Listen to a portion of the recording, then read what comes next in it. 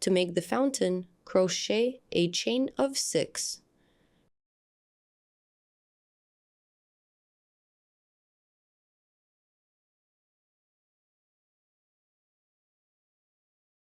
Crochet back into the chain, insert your hook into the second chain from the hook.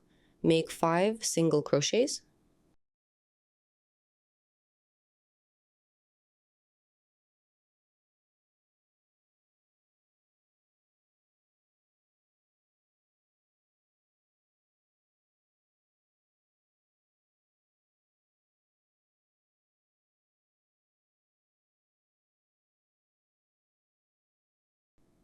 When finished, cut the working yarn, leaving a 4-inch tail for attaching the fountain to the head.